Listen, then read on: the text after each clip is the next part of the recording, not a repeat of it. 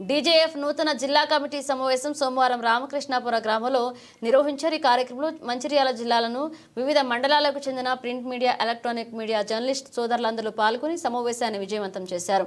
ఈ సమావేశంలో డీజే నూతన కమిటీ అధ్యక్షులు మనకపల్లె బద్రి మాట్లాడుతూ మంచిర్యాల జిల్లాలో పనిచేస్తున్నటువంటి వర్కింగ్ జర్నలిస్టులందరికీ ప్రభుత్వం ఇచ్చిన హామీలు ప్రతి ఒక్క జర్నలిస్టుకి గృహాన్ని లేదా ఇంటి జాగాలు అందించాలని, విలేకరులపై నేడు దాడులకు పాల్పడుతున్న వ్యక్తులపై ప్రభుత్వం కఠినమైన చర్యలు తీసుకోవాలని, ప్రభుత్వాన్ని వివిధ మండలాల్లో నూతన సభ్యత్వాలను పెంచుతూ విలేకరుల సంక్షేమం కోసం ఎప్పుడూ డీజేఎఫ్ ముందుంటుందని తెలియజేశారు. ఈ సమావేశంలో జిల్లా జనరల్ సెక్రటరీ బర్లా తిరుపతి, జిల్లా ట్రెజరర్ జనార్దన్, జిల్లా ఉపాధ్యక్షులు కూసనపల్లి సతీష్, జిల్లా కార్యదర్శి పసునూటి ఆంజనేయులు, జిల్లా వర్కింగ్ ప్రెసిడెంట్ వనపర్తి కుమారస్వామి పాల్గొన్నారు.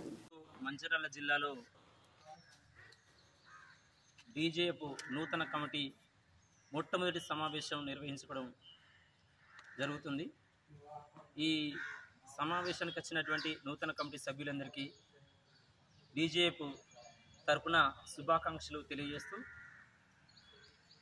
నూతనంగా ఎన్నికైనటువంటి ప్రతి సభ్యులు, తర్వాత జిల్లాలో ఉన్నటువంటి జనరల్ సభ్యులందరికీ ఈ నూతన కమిటీ తరపున మేము చేయబోయేటి ఏంటంటే, ఈరోజు ప్రజాస్వామ్య దేశంలో 4వ ఎస్టేట్ అయినటువంటి విలేకరుల పైన వివిధ రకాలైనటువంటి కేసులు బనాయిస్తూ విలేకరులను టార్గెట్ చేసుకుంటూ రాజకీయ నాయకులు ఈరోజు విలేకరులపైన విపరీతమైన దాడులు చేస్తున్నారు. ఇలానే గత ప్రభుత్వం కూడా విలేకరులపైన దాడి చేసి ఎలాంటి స్థాయికి వెళ్ళారో వాళ్ళకు తెలిసిన విషయమే. ఈ కొత్త రాజకీయ నాయకులు కూడా కొంచెం విలేకరులను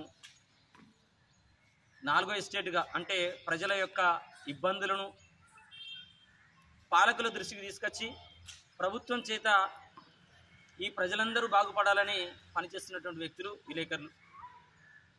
కాబట్టి విలేకరుల పైన దాడి ఎవరైతే చేస్తున్నారో వాళ్ళపైన విపరీతమైన శిక్షలు వేయాలని ఈ ప్రభుత్వాన్ని, అదేవిధంగా పోలీసు వ్యవస్థను కోరడం జరుగుతుంది. అంతేకాకుండా మా జిల్లాలో పనిచేస్తున్నటువంటి వర్కింగ్ జర్నలిస్టులందరికీ ఇండ్లు